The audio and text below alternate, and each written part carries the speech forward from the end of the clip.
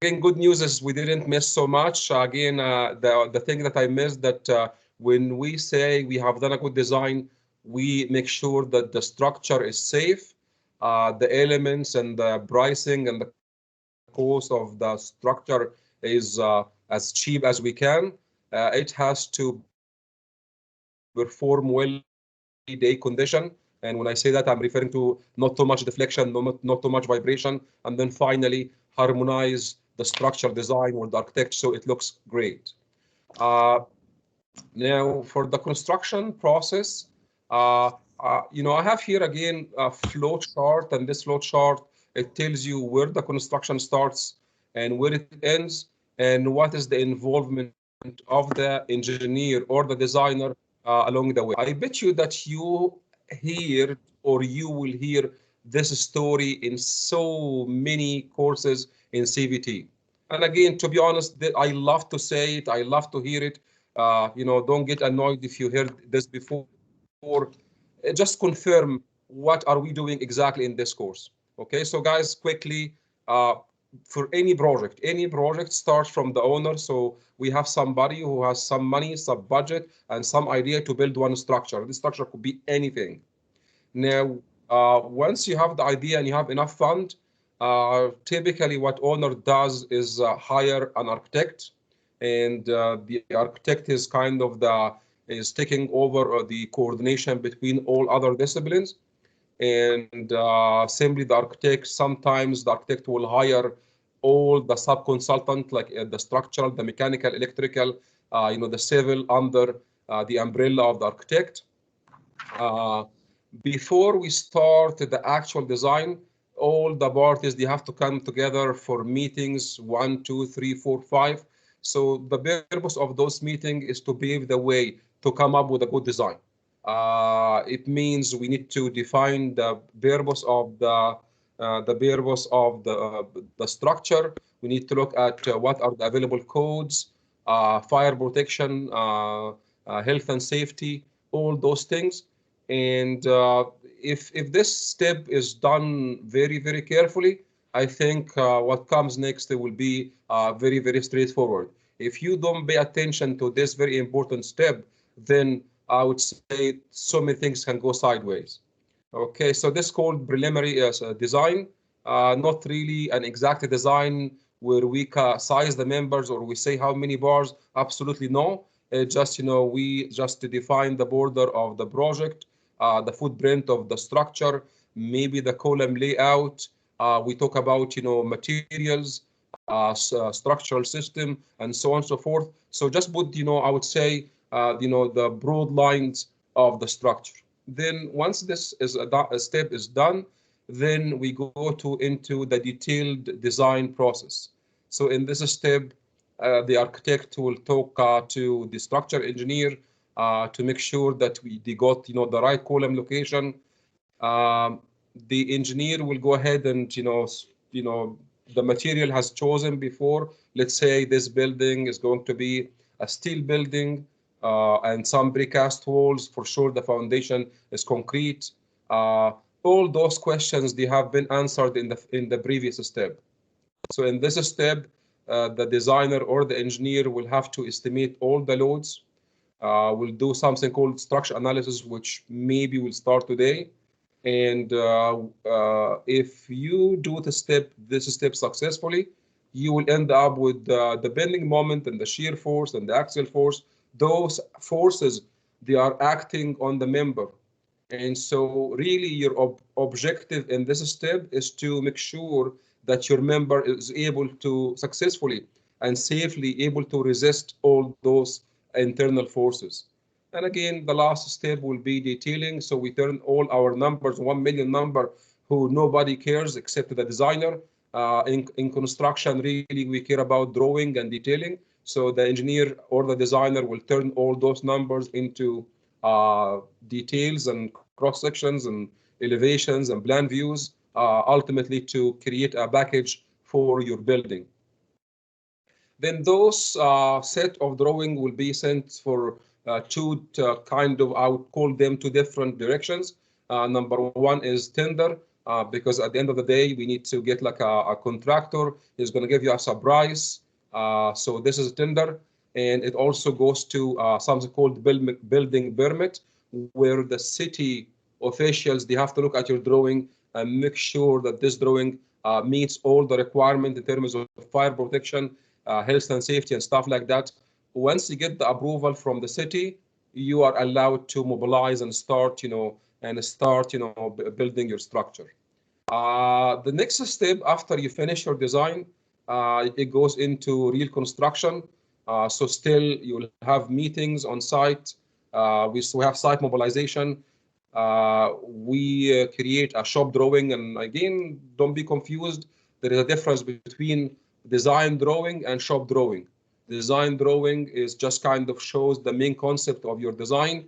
How about the length of the bar, where we bend, stuff like those, all those little details, they go into shop drawing, which is drawing, they use it for construction.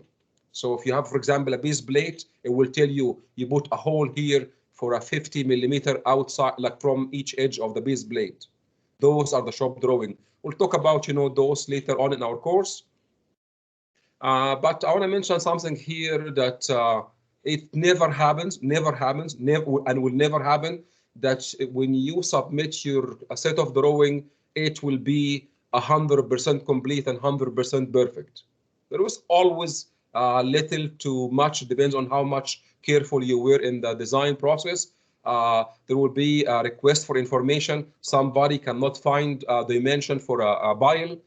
Somebody cannot find the number of bars, something that was missing, or something has changed, or maybe site condition. So in this case, what happens, the superintendent or the project manager will send you an RFI, which is request for information, asking for some information. Those again can be as easy as what is this distance from this grid line to this grid line, or it can be so difficult to the point that you have to do lots of calculations to give an answer for those RFIs. Also, we have something called change revision, like CRs, and those are, probably tenant improvement. Like if you have it, if you did sometimes, and this is most of the cases, when you start building the design, you have no tenant. You don't know whether, a restaurant will take over this place, or maybe BMO or bank. And by the way, once you change the function, the requirements will change. If you have a restaurant, as I said, they cook so much, they create, energy, like heat inside the building. They need, something called make-up air units. And so this is kind of extra weight on the roof. And so we have to go back and check and make sure that our design still can take this extra load. Remember, when we submit our drawing, it's our responsibility as designer and engineers to make sure that the building was built according to and matching to our design. How can we do that? So we do something called site reviews. Very simple, where we go to the site, we look at, for example, the dimensions of the concrete, the rebar layout, the size of the rebar, all those things are under site reviews. Because simply it is our responsibility to the public to make sure that the building is safe. And to be honest, we cannot say we have done good design, so it means the building is safe. Between the design and the construction, there's so many things that they can go sideways, and we have to be involved within every step to sign off this building at the end of the construction. Since we anticipate there are some changes during the construction, this means your drawing can change. And that's why the last step before you hand over your building, we create something called as-built drawing set. And this drawing set simply reflects what, so simply it's the design drawing, and simply has all the changes that took place during the construction. This is what's called as-built drawing. Guys, Sir? I want to mention something. Do you guys have any questions so far? Yeah, sir. Okay, go ahead. Before this, of course, we have to learn how to do the design of all the building components, right? Yes, So you do.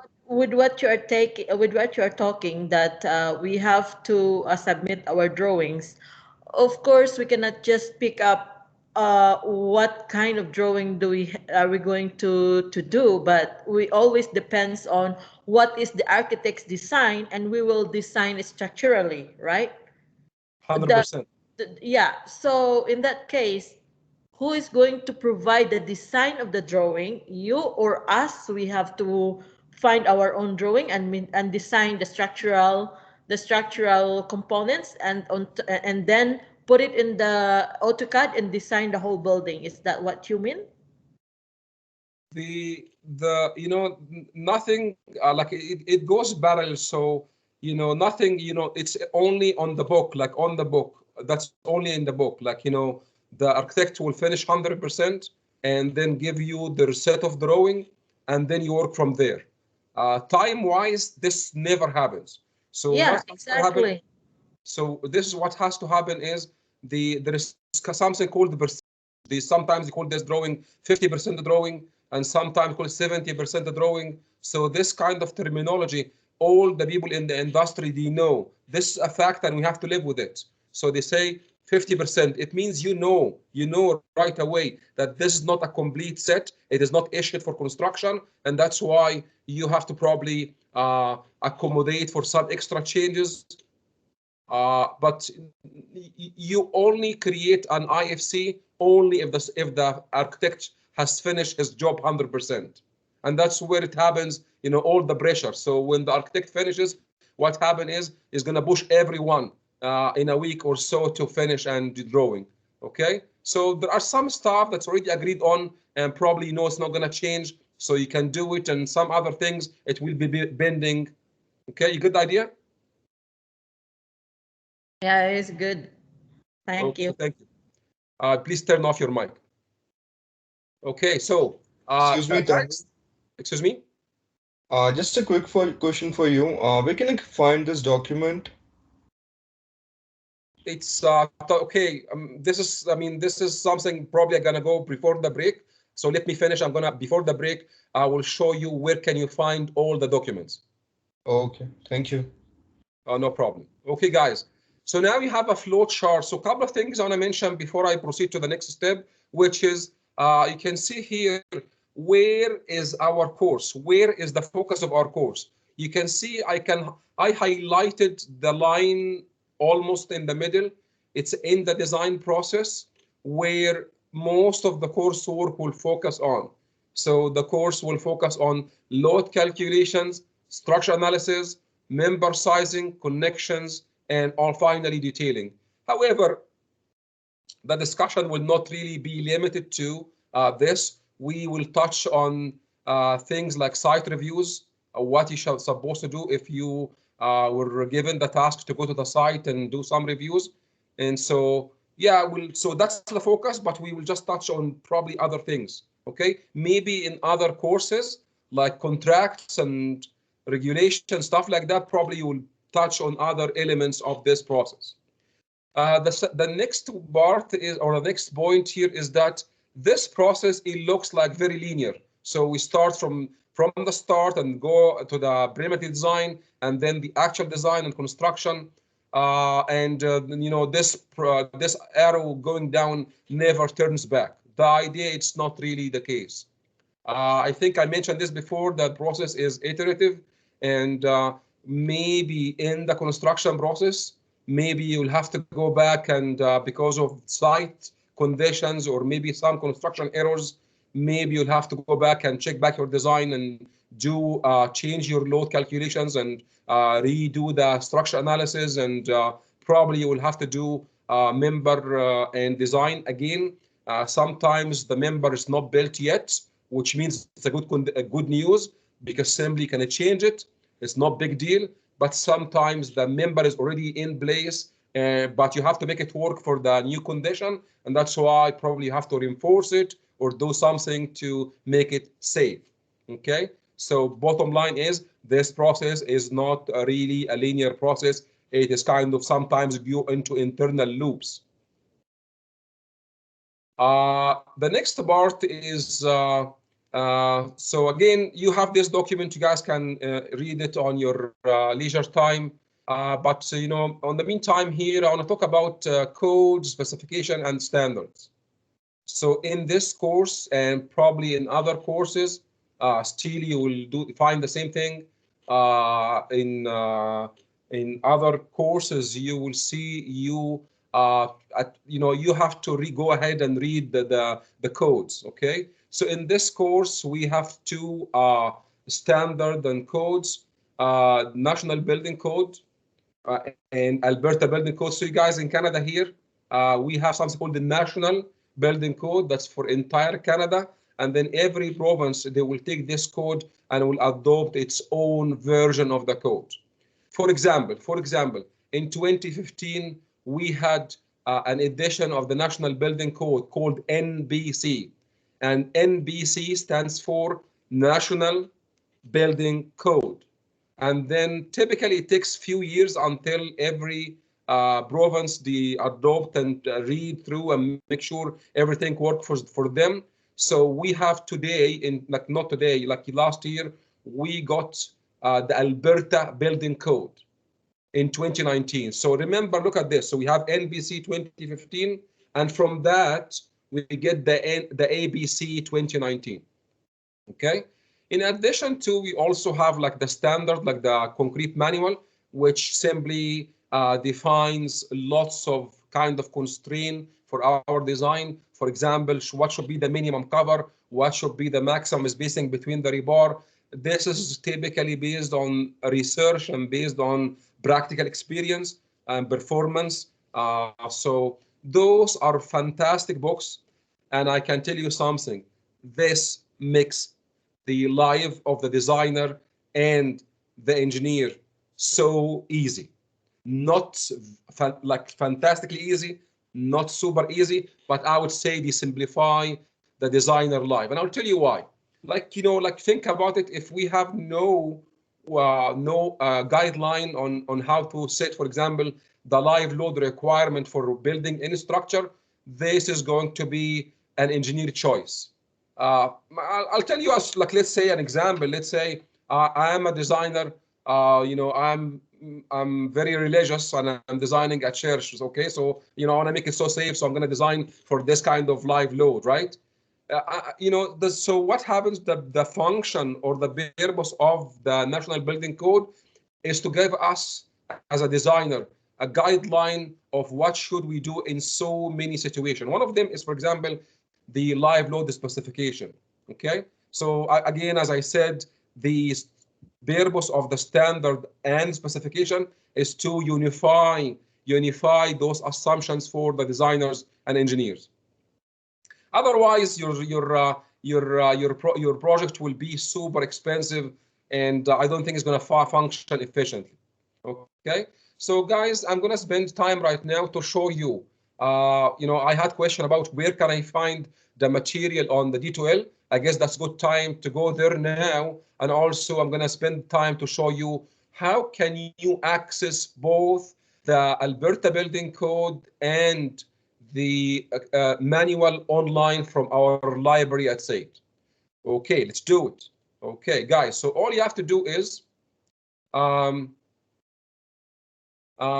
when you go to your D2L, I guess you will find a very similar interface like what you can see on my screen right now. But for you as a student, for me as an instructor, and actually I can turn myself into student. So I think what you have to do is click here, and okay, I've done it before. It's called See as Student.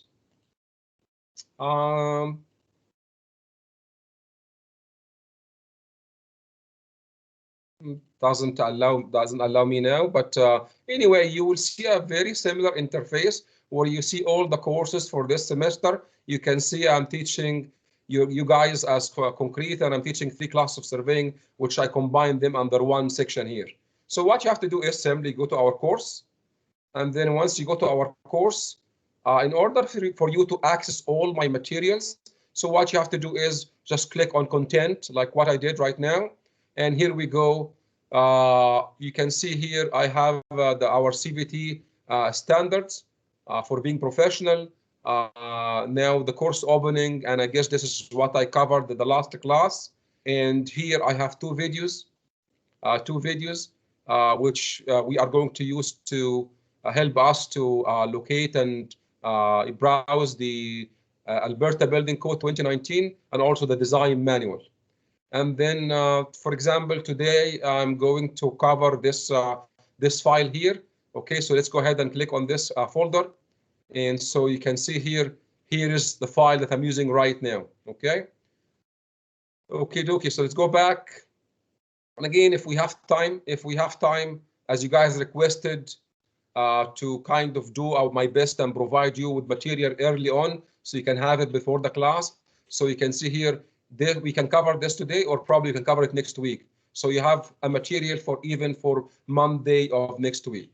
Okay, and I will work on more material. I try to look back in my material, make sure it's really, there is no typo. I know that the online, since we don't come together so often, you know, it's kind of, I have to be very careful if there is some mistake or type error. You guys will be very, very sensitive because there are so many things on your plate. So I have to do so many things at my end to make sure that I kind of remove all those typo errors. But again, if I don't, or if I don't have enough time, please just kind of point out this one, and my pleasure to change that. Okay. So anyway, so this is the question for where can I find the material. Now let's go ahead and show you where can I find those the National Building Code. Sorry, not the National Building Code. National Building Code is kind of a very long process. You can ask for order a free version of National Building Code 2015. I have done it myself. It's a long process. I don't want to go through this pain. Because you have to take, you know, they make it so complicated. So you have to go to one website, register over there, they give you a code, you go there, somewhere else, you register as well. You have to wait for 24 hours. And again, it's not required, and I'll tell you why. And I'll tell you why the National Building Code 2015 is not required. But let me show you how can you access the Alberta Building Code 2019. Very simple. Let's watch the video together. Okay.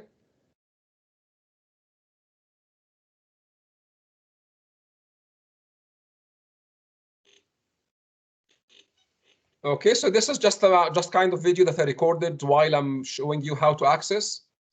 Not very difficult. What you have to do is just I do go to my site and then log into my site. Then on my site, I can go to something called academic resources. It's not site resources, I guess it's academic resources. I go to the library. You have different ways to go to the library, but anyway, you go to A to Z list of e-resources. And then you have all the e-resources in State Library. You just drop the menu of all subjects and make sure that you're choosing the e-resources for construction. And then next you can see here Alberta Building Code 2014. This will take you to the National Research Council, where they provide a free. There are 2 or 3, like a free version of the Alberta Building Code 2019, 2014, and 2006. You just pick the 2019, and you will find a link for your download. Okay, like what you see right now. That's what you need to do to completely download your Alberta Building Code 2019.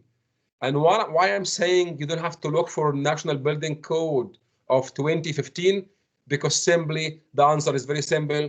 The Alberta Building Code of 2019 is a copy and paste of National Building Code of 2015. So please don't waste your time. You can just go ahead to our library and then download. And here we go. We have the Alberta Building Code 2019, as you can see right now. Okay, so let's close this one, I guess, and go back and show you how can we get access to the manual, design manual. So again, on my D2L, there is a video which I recorded for how to access the design manual online. So let's do that, and let's expand. Let's run the video. Same thing again. Same thing again, you have to go to the site resources under my site, and then click on library link below.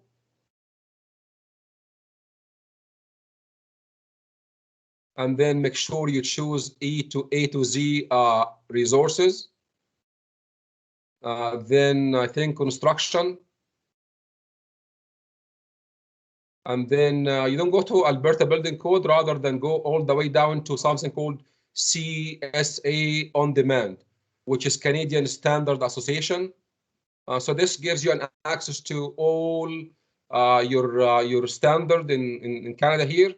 All you have to do, just kind of search for the CSA 23.3. I'm going to point this out shortly, but this is how you get it. Okay, so in the search box, you search for CSA A23.3 and then hit the search.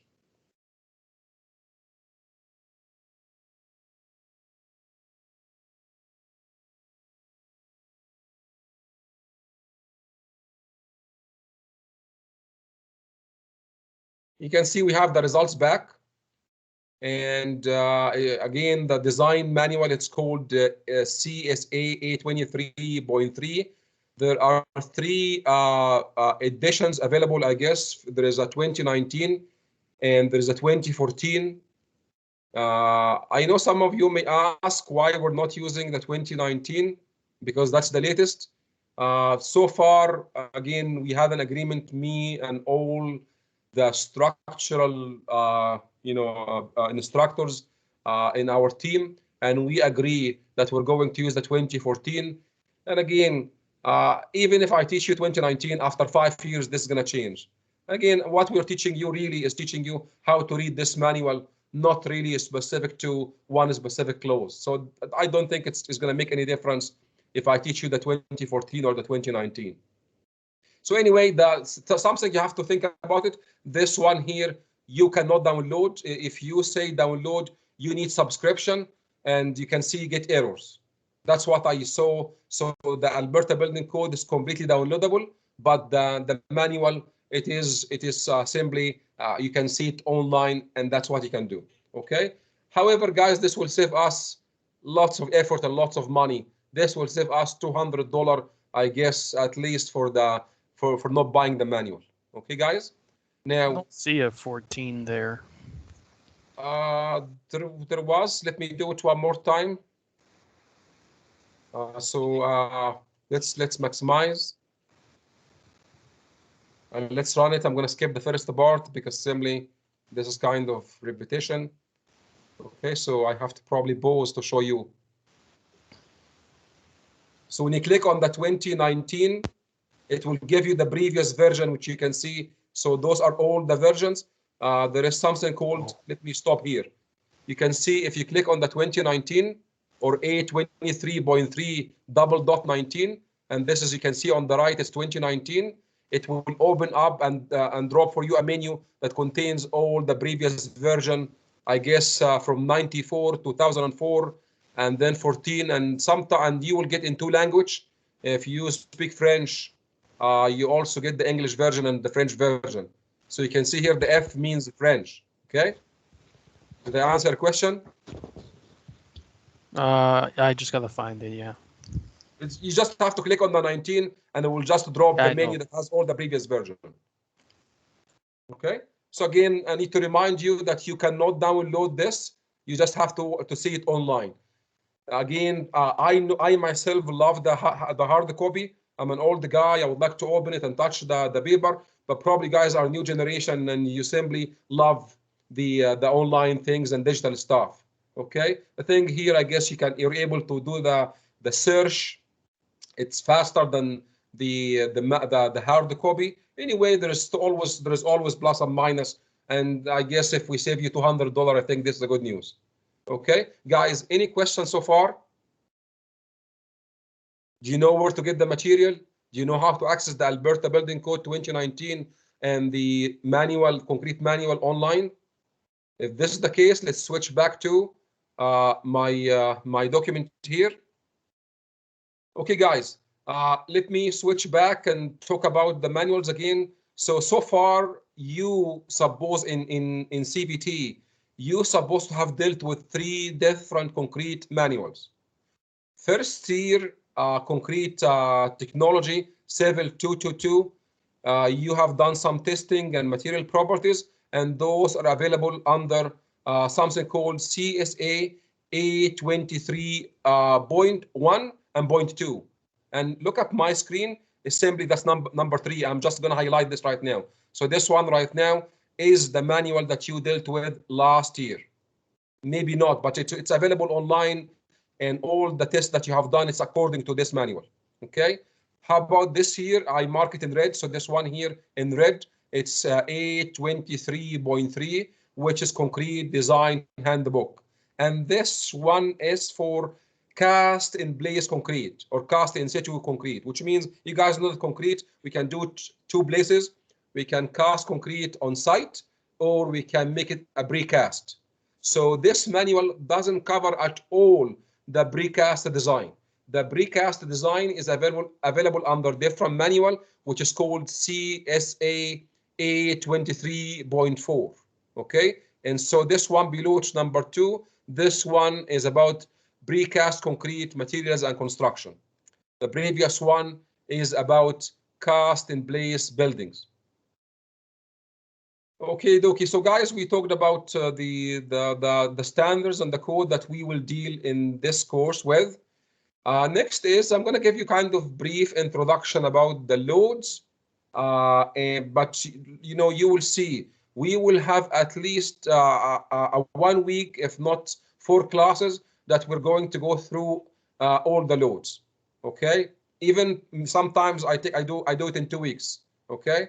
And so you will have kind of expanded discussion about the loads, but not today. This just give you an introduction of what are the loads, what do we deal with, so I can set your expectation. So in this course, and as we agree, part of the design process, and probably this is among the earliest stages in your design, you have to estimate the loads. Okay. So what kind of loads do you mean, Tahir? Look at this. So I have here kind of a sketch that shows you the loads that may act on the structure during the life of the structure.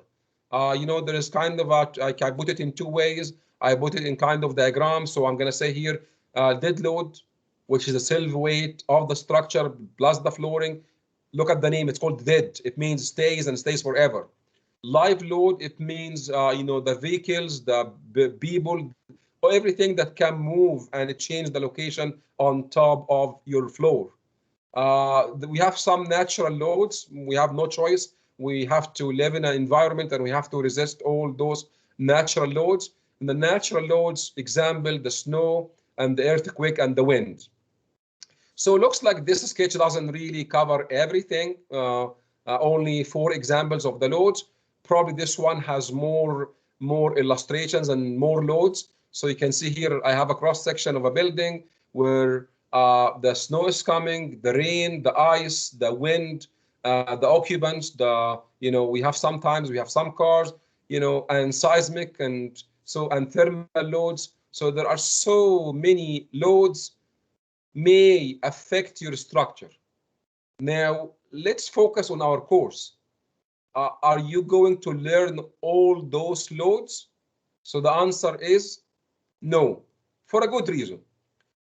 Number one, I'll tell you which loads that we'll cover in our class. So for sure we cover dead load.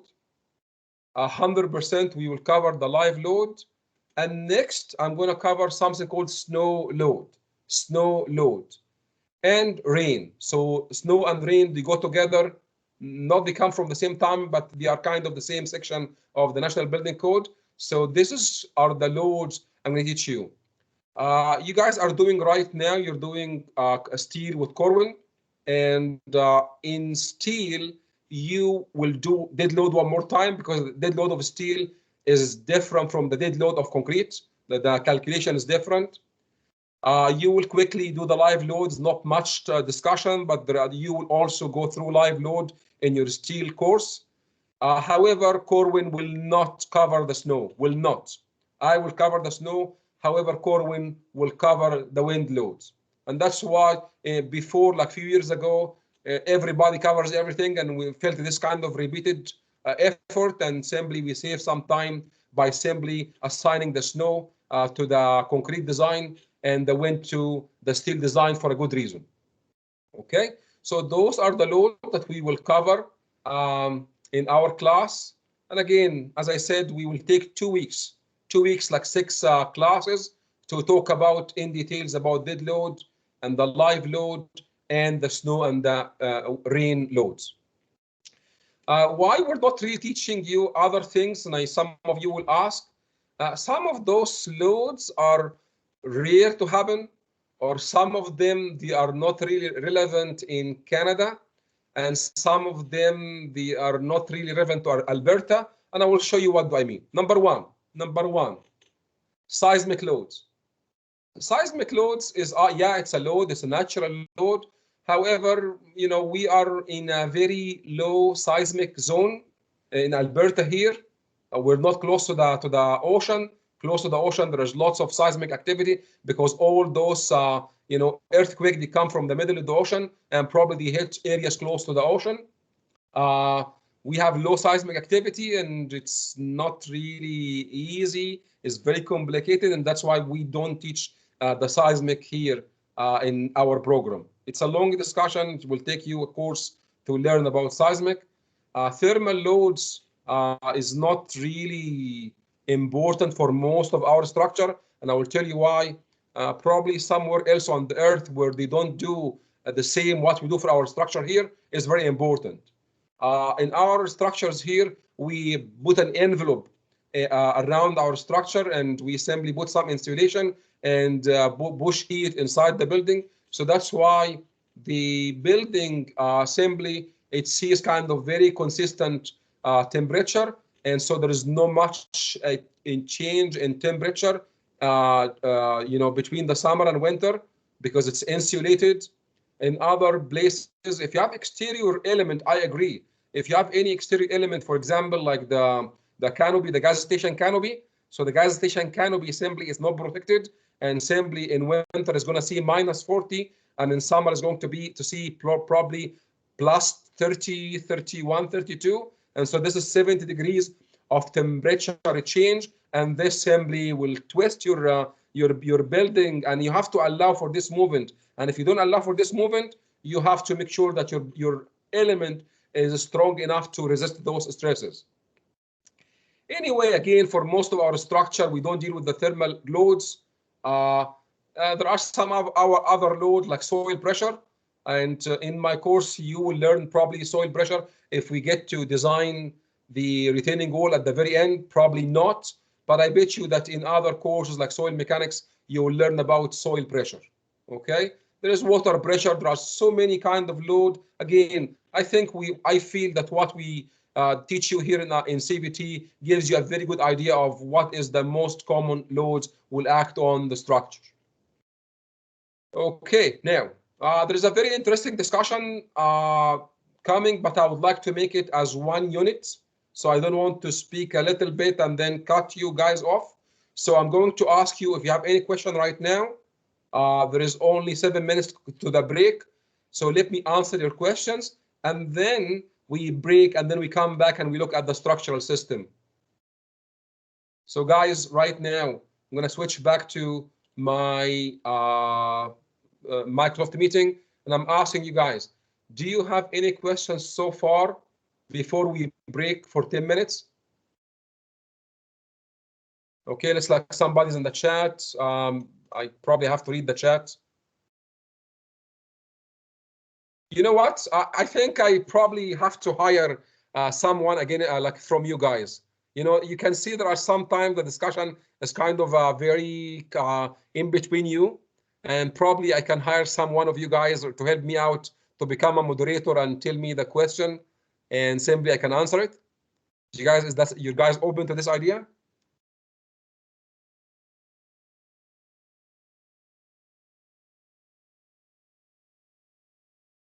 No response? No volunteer? Should I volunteer somebody?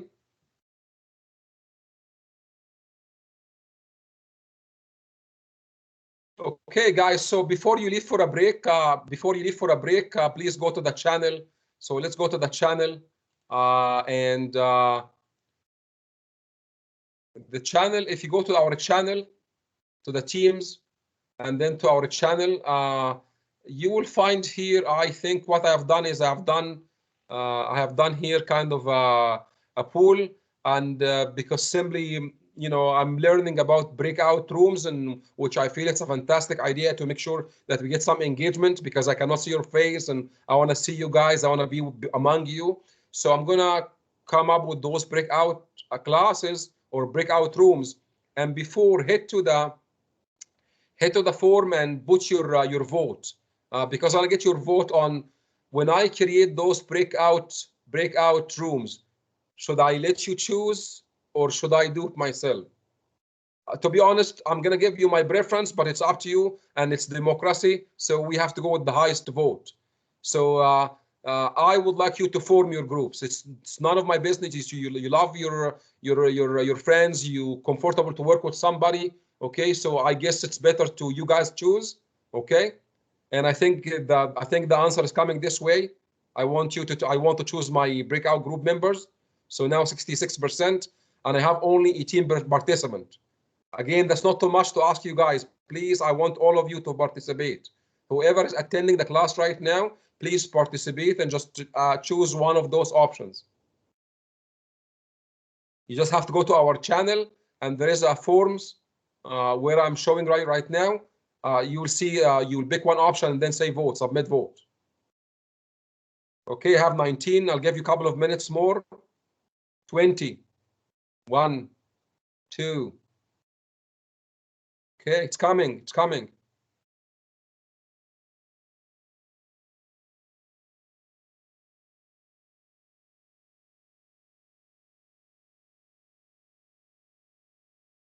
So far we have 24. Let's see how many is attending. We have 29, so I'm expecting a few more, huh?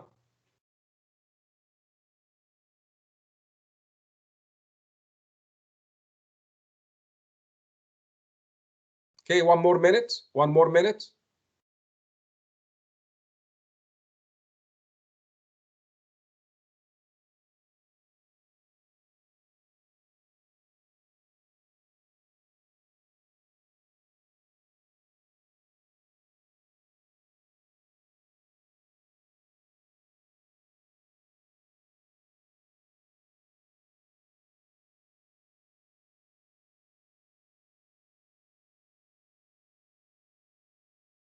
Okay, I think that's enough.